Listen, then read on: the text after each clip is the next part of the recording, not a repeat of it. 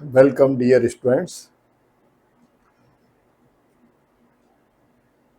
पिछले सेशन में हमने पार्ट 5 यात्रियों के नज़रिए के पार्ट 1, जिसमें अल बरूनी की भारत यात्रा और उसके द्वारा भारतीय समाज, भारतीय ज्ञान विज्ञान के ऊपर जो विचार व्यक्त किए वो हमने पढ़े थे।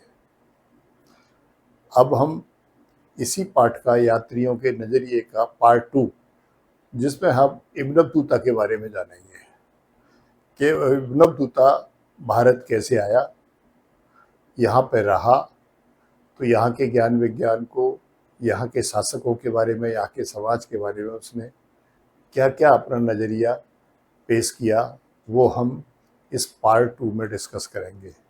यात्रियों के नज़रिए, इब्न बतूता। देखिए, ये इब्न बतूता साहब हैं, ठीक है, ये इब्न बतूता है और ये जो है बहुत ही जिद्दी और हटीले यात्री माने जाते हैं, ठीक है। तो इन्होंने भारत की यात्रा के लिए कितने कष्ट उठाए, वो सब हम आपके साथ डिस्कस करेंगे। देखिए, इब्न बतूता की यात्रा। इब्न बतूता अफ्रीका के मोरक्को के तंजीर में सबसे सम्मानित शिक्षित परिवार में, जो कि शरिया की विशेषज्ञता के लिए प्रसिद्ध था, इब्न बतूता का जन्म हुआ अफ्रीका के मोरक्को के तंजीर में। अफ्रीका के मोरक्को के तंजीर में, ठीक है, एक ऐसा परिवार जो शरिया कहते हैं मुस्लिम कानून, इस्लाम धर्म के कानून जो है वो उनको शरिया कहा जाता है, ठीक। तो जो शरिया की विशेषज्ञता के लिए जो परिवार प्रसिद्ध था, उस परिवार में इब्न बतूता का जन्म हुआ, ठीक है। कहाँ पर? अफ्रीका के मोरक्को के तंजीर में। अफ्रीका का एक देश है, अफ्रीका महाद्वीप है, मोरक्को एक देश है और तंजीर उसका वो नगर है, ठीक है, जहाँ एक सम्मानित और शिक्षित परिवार में इब्न बतूता का जन्म हुआ था। सम्मानित परिवार भी था, शिक्षित परिवार भी था और शरिया की विशेषज्ञता भी थी उस परिवार को। दिल्ली के सुल्तान मोहम्मद बिन तुगलक की, उस समय दिल्ली में कौन शासन करता था? मोहम्मद बिन तुगलक। तो उसकी कला और साहित्य में रुचि एवं एक दयाशील संरक्षक के रूप में उसकी ख्याति से आकर्षित होकर उसने मुल्तान और उच्च के रास्ते से होकर दिल्ली की ओर प्रस्थान किया। कौन से रास्ते से? मुल्तान और उच्च के रास्ते से होकर दिल्ली की ओर प्रस्थान किया। उस समय उसकी आयु केवल 22 वर्ष की थी। अब देखिए, 22 वर्ष की आयु तो बिल्कुल बालक की आयु होती है और उसने 22 वर्ष की उम्र में ही भारत की यात्रा का मन बना लिया था, ठीक है। कौन थे? इब्न बतूता थे। कहाँ के थे? अफ्रीका महाद्वीप के मोरक्को देश के तंजीर नामक स्थान के थे। इब्न बतूता ने भारत आने से पहले मक्का, सीरिया, फारस, यमन, ओमान तथा पूर्वी अफ्रीका के तटीय व्यापारिक बंदरगाहों की यात्रा कर रखी थी। अर्थात 22 वर्ष की उम्र से पहले ही उसने ये तमाम यात्राएं कर रखी थी। मक्का की कर रखी थी, सीरिया की, इराक की, फारस यानी ईरान की, यमन की, ओमान की तथा पूर्वी अफ्रीका के तटीय व्यापारिक बंदरगाहों की यात्रा उसने कर रखी थी, ठीक है। अर्थात वह यात्रा करने में बहुत विश्वास रखते थे। इब्न बतूता पुस्तकों के स्थान पर यात्रियों से अर्जित अनुभव के ज्ञान को अधिक महत्वपूर्ण मानता था। उसे यात्रा करने का बहुत शौक था, यानी वो पुस्तकों को इतना ज़्यादा महत्व नहीं देता था। उसका ये था कि यदि किसी स्थान विशेष पर जाकर के खुद देखा जाए, खुद समझा जाए, तो वो ज़्यादा इम्पोर्टेंट है, ठीक है, और उससे जो ज्ञान हमें प्राप्त होगा वो ज़्यादा हमारे काम का होगा। तो उसे यात्रा करने का बहुत शौक था। इसीलिए मोहम्मद बिन तुगलक उसकी विविधता से प्रभावित हुआ। जब वो भारत आ गया तो मोहम्मद बिन तुगलक के दरबार में जब वो हाजिर हुआ तो उसकी जो विविधता थी उससे वो बहुत प्रभावित हुआ और उसे दिल्ली का काजी नियुक्त कर दिया, उसे दिल्ली का काजी बना दिया, क्योंकि वो नियम कानूनों को जानने वाले परिवार का पुत्र था। ठीक है, तो उसे इस्लाम के नियम कानून तो आते ही थे, इसलिए उसे दिल्ली का काजी बनाया। लेकिन बाद में मतभेद होने पर उसे कारागार में भी कैद कर दिया। जब उसके साथ सुल्तान का मतभेद हुआ इब्न बतूता के साथ, तो उसको कारागार में बंद कर दिया गया। और जब गलतफहमी दूर हुई तो सुल्तान ने उसे अपने पद पर दोबारा से प्रतिष्ठित कर दिया। यानी किसी ने गलतफहमी पैदा कर दी होगी, तो उसके आधार पर जब उसे ये पता चला कि नहीं, उसमें इब्न बतूता दोषी नहीं था, तो उसने दोबारा से उसे उस पद पर प्रतिष्ठित कर दिया। और 1342 ईस्वी में चीन के मंगोल शासक के दरबार में अपने दूत के रूप में जाने की उसने आज्ञा दी। उसने इब्न बतूता से कहा कि वो चीन का जो मंगोल शासक है उसके दरबार में उसका दूत बन करके जाए। ठीक है, तो ये इब्न बतूता की का एक छोटा सा संक्षिप्त जो है परिचय है। अब देखिए, ये मोहम्मद बिन तुगलक साहब है, ठीक है, जो बड़े ज्ञानी ध्यानी माने जाते थे और बड़े आविष्कारकर्ता माने जाते थे। ठीक है, इनकी 4 योजनाएं बड़ी महत्वपूर्ण योजनाएं थी, लेकिन वो चारों ही योजनाएं समय से पहले इन्होंने लागू कर दी, इसलिए वो फेल हो गई थी। ठीक है, अब देखिए, ये तुगलकाबाद का किला है। तुगलकाबाद का किला इनके पिता गयासुद्दीन तुगलक और इनके द्वारा, दोनों के द्वारा बनवाया गया था। तो ये तुगलकाबाद का किला है। और इन्होंने मंगोलों के बार बार आक्रमण से भारत को होने वाले नुकसान से बचने के लिए इन्होंने दिल्ली से अपनी राजधानी दौलताबाद स्थापित की है। दौलताबाद मध्य भारत में है। तो ये दौलताबाद का किला है, ठीक है, जो काफी ऊंचा और बड़ा व्यापक था, बहुत बड़ा था, बड़ा शहर था। तो यहाँ पे उन्होंने अपनी राजधानी को स्थापित किया था। दिल्ली के तुगलकाबाद के स्थान पर उन्होंने दौलताबाद को अपनी राजधानी बनाया था। ये मोहम्मद बिन तुगलक साहब थे। ठीक है, इब्न बतूता की यात्रा देखिए, जो पहले हम बता रहे थे उसी में आगे चल के उसने बंगाल असम से होकर मालदीव की यात्रा की है।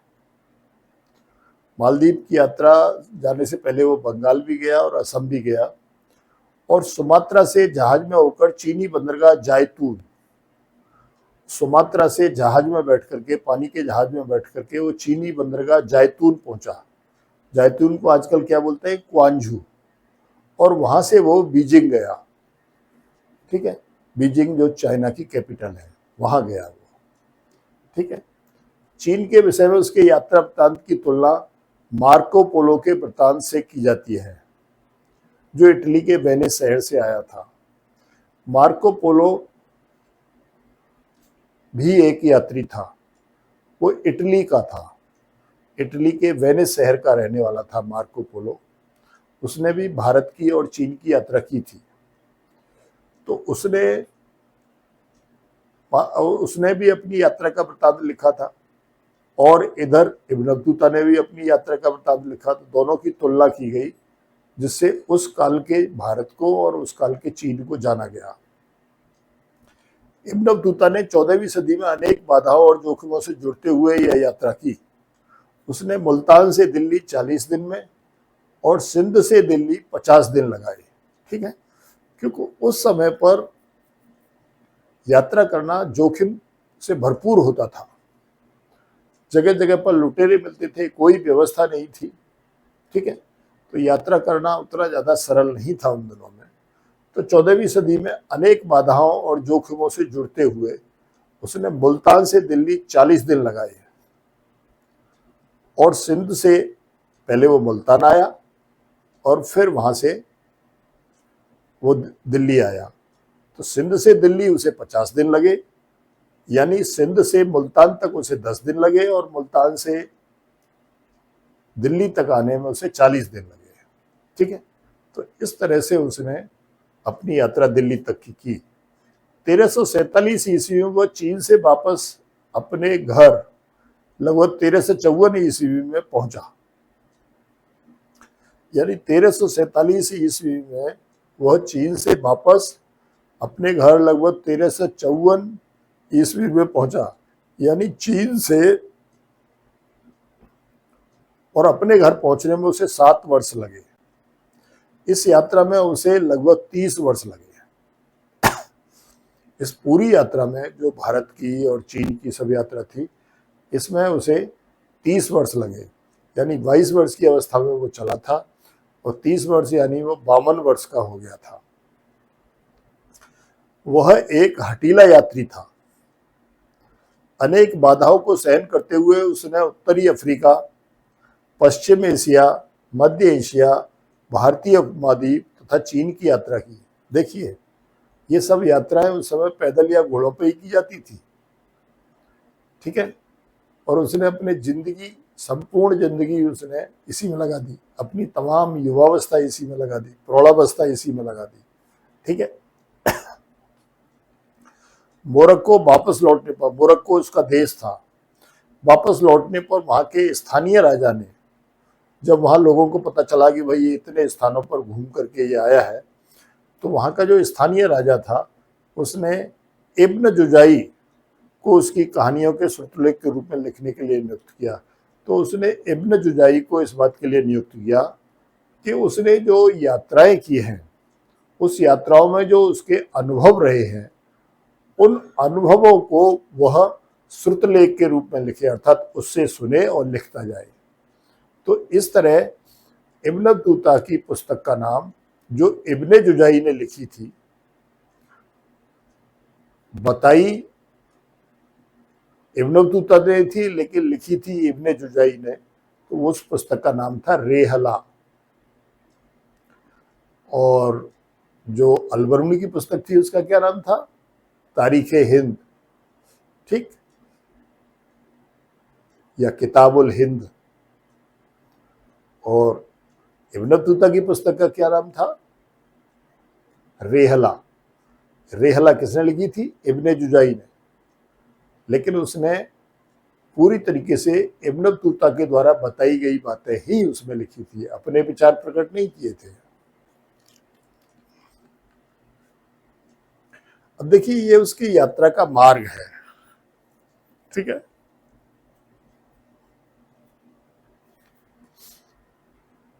ये अफ्रीका है, ये अफ्रीका का मोरक्को देश है यहीं पे, और यहां से वो, ये भूमध्य सागर है।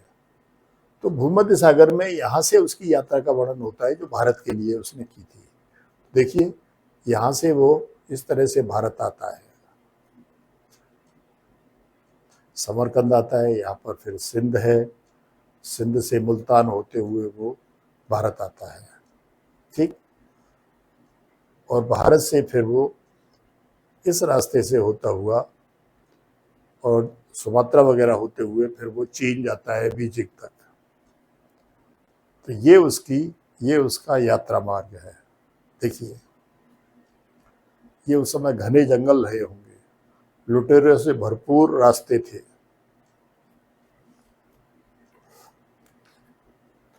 अब आप देखिए, लाहरी, ये अरब सागर में लाहरी जगह थी, यहाँ से उसने अपनी यात्रा आरंभ की। ये सिंध आया, सिंध से फिर ये मुल्तान पहुंचा।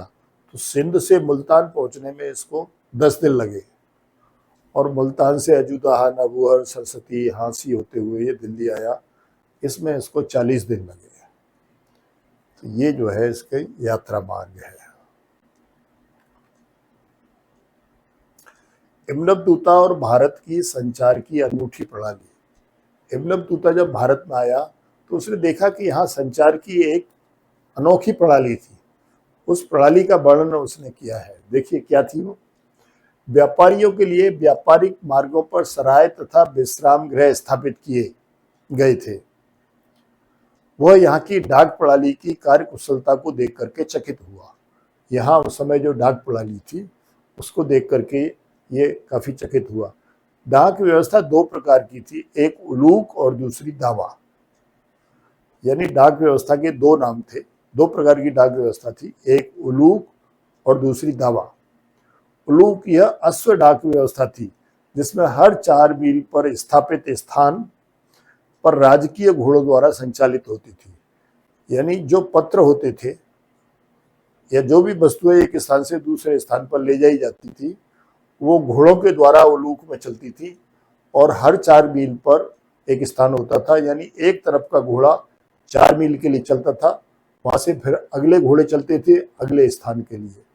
तो इस तरह से जो रुकने का स्थान था वो 4 मील था, वहां दूसरों को दे दिया जाता था और दूसरों से लेकर के वो अपने स्थान पर आ जाते थे। तो ये जो उलूक व्यवस्था थी ये घोड़ों की व्यवस्था थी, घुड़सवार लोग इसको करते थे। दूसरी जो व्यवस्था थी वो दावा थी।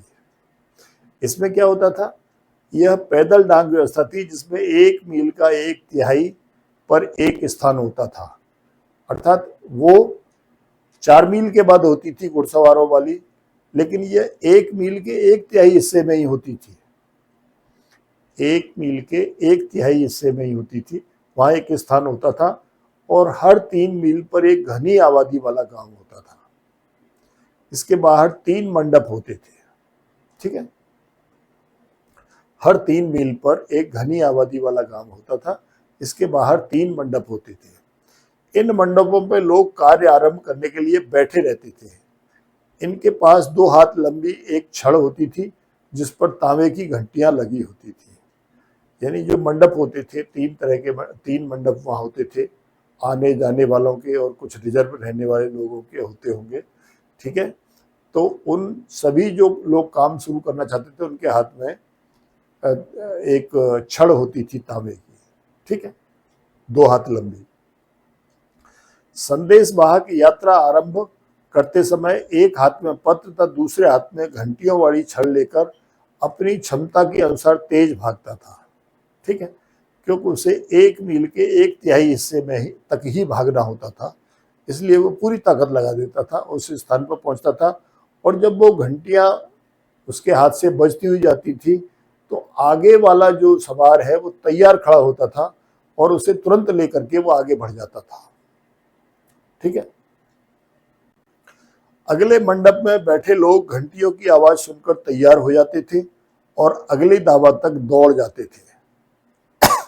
यह क्रिया गंतव्य तक पहुंचने तक चलती रहती थी और इसी तरह से हरेक दावा से और जहां तक वो जो गंतव्य होता था, जहां तक जाना होता था, वहां तक ये प्रक्रिया जो है चलती रहती थी, ठीक है।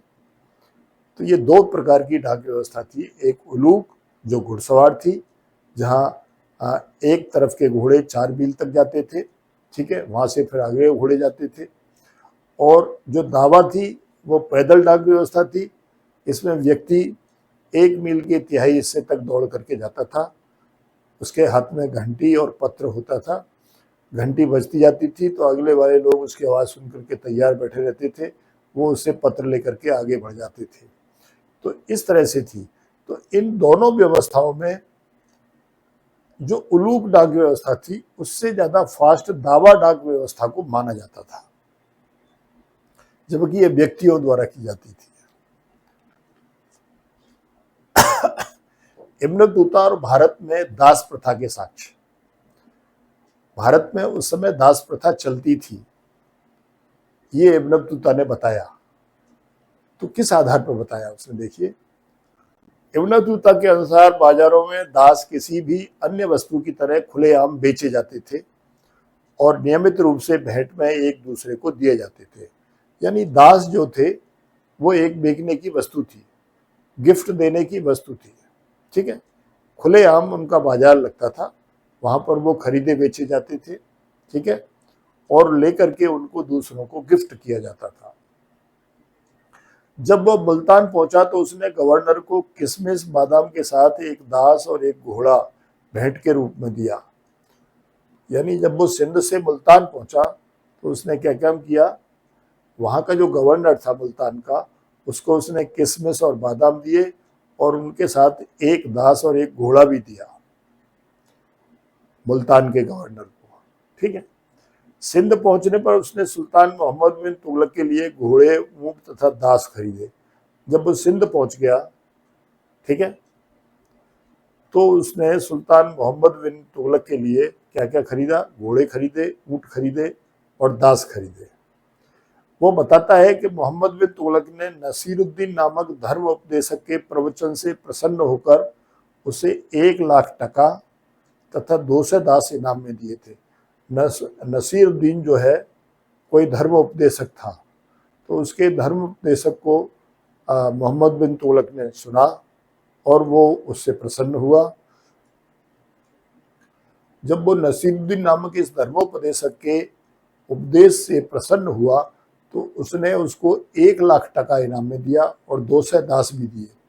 तो ये बातें इब्न बतूता की ये बताती हैं कि मोहम्मद बिन तुगलक के समय में दास प्रथा बहुत बड़े जोर पर भारत में प्रचलित थी।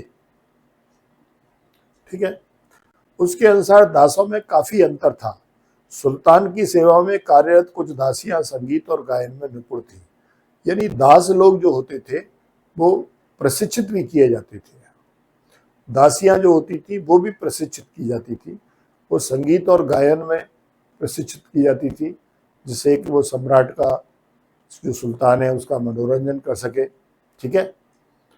और दूसरा, कुछ ऐसी दासियां भी थी जिन्हें गुप्तचर के कार्यों के लिए भी प्रशिक्षित किया जाता था। सुल्तान अपने अमीरों पर नजर रखने के लिए दासों को भी नियुक्त करता था। दासों को सामान्यतः घरेलू श्रम के लिए ही इस्तेमाल किया जाता था। जो दास होते थे वो घरेलू श्रम जो भी होता था, घर के जो कार्य होते थे उन्हीं के लिए प्रयोग किए जाते थे। विशेष रूप से वो पालकी के लिए प्रयोग किए जाते थे। पालकी में एक स्थान से दूसरे स्थान पर जाने के लिए, चाहे वो स्त्री है या पुरुष है, उसको ले जाने वाले ये लोग जो होते थे कहार, ये दास ही होते थे। वह बताता है कि पुरुष दासों की सेवाएं पालकी या डोले में पुरुषों और महिलाओं को ले जाने में विशेष रूप से अपरिहार्य थी। यानी पालकी में या जो डोले होते हैं उसमें पुरुष और महिलाएं जब एक स्थान से दूसरे स्थान पर जाते थे तो उन्हें ये दास ही लेकर के जाते थे। ठीक है। यही उस डोले को उठाते थे। दासों की कीमत विशेष रूप से उन दासों की जिनकी आवश्यकता घरेलू श्रम के लिए थी बहुत कम होती थी। घरेलू कार्य के लिए जिन दासों को प्रयोग किया जाता था उनकी कीमत बहुत कम होती थी। अधिकांश परिवार जो समर्थ थे कम से कम 1 या 2 दास अवश्य ही रखते थे। ठीक है। तो इस तरह से आपने देखा कि जो समर्थ परिवार थे वो अपने यहाँ 1-2 दास जरूर रखते थे। दासों का प्रयोग जो डोले या पालकी होती थी उन्हें ले जाने के लिए किया जाता था। दासों को गुप्तचर के कार्यों के लिए भी नियुक्त किया जाता था अपने सरदारों के यहाँ। और कुछ दासियां ऐसी होती थी जिनको संगीत और गायन में निपुण किया जाता था, वो सुल्तान के मनोरंजन के लिए होती थी। ठीक है। और मोहम्मद बिन तुगलक ने नसीरुद्दीन नाम के जो उपदेशक था उसको 1 लाख टका और 200 दास इनाम में दिए। ठीक है। सिंध पहुंचने पर इब्न बतूता ने सुल्तान मोहम्मद बिन तुगलक के लिए घोड़े, ऊँट और दास खरीदे। मुल्तान पहुंचा तो उसने मुल्तान के गवर्नर को भी किशमिश, बादाम और दास और एक दास और एक घोड़ा जो है भेंट के रूप में दिए थे। ठीक है। तो इब्न बतूता ये बताता है कि बाजार में जो दास होते थे वो वस्तुओं की तरह से बिकते थे। ठीक है। और वो एक दूसरे को गिफ्ट भी किए जाते थे। तो इस तरह से मध्यकाल में यानी मोहम्मद बिन तुगलक के समय में भारत में दास प्रथा चलती थी। अब देखिए, पान और नारियल ये दोनों ऐसी चीजें हैं जो इब्न बतूता ने भारत में ही देखी, उससे पहले कहीं नहीं देखी। देखिए, ये नारियल है। वो नारियल के बारे में कहता है कि इसमें आँख होती है, नाक होती है, इसमें आदमी की खोपड़ी की तरह से सिर पे बाल होते हैं। ठीक है। और ये पान के पत्तों के बारे में कहता है कि एक ऐसा पेड़ होता है जिस पर पत्ते लगते हैं, उसमें फल नहीं आता और उन पत्तों को लोग सुपारी रख करके चबाया करते हैं। तो ये दोनों चीज़ें उसके लिए भारत में अनोखी थी, तो उसने इनका वर्णन जो है किया है किसके? पान और नारियल के बारे में। इब्न बतूता तथा पान और नारियल। इब्न बतूता की चित्रण विधियों के कुछ बेहतरीन उदाहरण दो ऐसी वानस्पतिक उपज हैं जैसे नारियल और पान, जिससे उसके पाठक अपरिचित थे, वह उनका वर्णन करता है। क्योंकि वो जिस देश का रहने वाला था, न वहाँ पान होता है और न वहाँ नारियल होता है, इसलिए ये वहाँ के लोगों को इनके बारे में बताना चाहता था। अब देखिए नारियल के बारे में वो क्या कहता है। उसके अनुसार नारियल स्वरूप में सबसे अनोखा तथा प्रकृति में सबसे विस्मयकारी वृक्षों में से एक है। नारियल के बारे में वो कहता है इसका वृक्ष खजूर जैसा दिखता है। जो वृक्ष है जिस पर नारियल लगते हैं, ठीक है, वो कैसा है? वो खजूर जैसा है। लेकिन इससे खजूर की जगह पर एक ऐसा काष्ठफल प्राप्त होता है जिसका मानव सर से मेल है। जो मनुष्य का शरीर होता है उससे मेल खाता है। मानो उसमें दो आंखें और एक मुख है और अंदर का भाग हरा होने पर मस्तिष्क जैसा दिखता है। इससे जुड़ा रेशा बालों जैसा दिखाई देता है। ठीक है, तो नारियल से जो रेशा जुड़ा हुआ होता है वो उसे ऐसा लगता था जैसे मनुष्य के बाल होते हैं। इससे यह लोग रस्सी बनाते हैं, बनती ही है, नारियल के रेशे से रस्सी बनाई जाती है हमारे यहाँ। और लोहे की कीलों की अपेक्षा जहाज को सिलते हैं। ठीक है, और जगहों पर लोहे की कील लगा करके जहाज़ों को बांधते हैं, लेकिन हमारे यहाँ तो नारियल की रस्सियों से ही पानी के जहाज़ों को बांधा जाता था, क्योंकि नारियल जब पानी में भीगता था तो और ज़्यादा मजबूत हो जाता था। जहाज को सिलते हैं और बर्तनों के लिए रस्सी भी बनाते हैं। बर्तन रखने के लिए, बर्तनों को साफ करने के लिए नारियल के रेशे का प्रयोग किया जाता था। अब देखिए पान के बारे में वो क्या कहता है। यह एक ऐसा वृक्ष है जैसे अंगूर लता की तरह से उगाया जाता है। जैसे अंगूर की लता उगाई जाती है, ठीक उसी तरीके से पान के पत्ते भी उगाए जाते हैं, लेकिन इसका कोई फल नहीं होता। पान का कोई फल नहीं होता और इसकी हरी पत्तियां ही काम में आती हैं। पान तो आप लोगों ने खाया होगा, देखा होगा आपने कि इसकी जो हरी पत्तियां हैं वही काम आती हैं। ठीक है, इसे खाने से पहले सुपारी जो जायफल जैसी होती है ली जाती है और इसे पान की पत्तियों के साथ चबाया जाता है। ठीक है, तो ये दोनों ही चीज़ें, नारियल और पान, इब्न बतूता के लिए आश्चर्य से भरे हुए थे और उसके जो पाठक थे अर्थात उसके क्षेत्र के लोग, वहाँ के लोगों के लिए भी ये आश्चर्य की चीज़ थी। इसलिए इसने विशेष रूप से इनका वर्णन किया है। इस प्रकार इस पाठ का दूसरा पार्ट जो समाप्त होता है। आपकी समझ में अच्छी तरीके से आ गया हो तो इसे लाइक अवश्य कर देना। जय हिंद।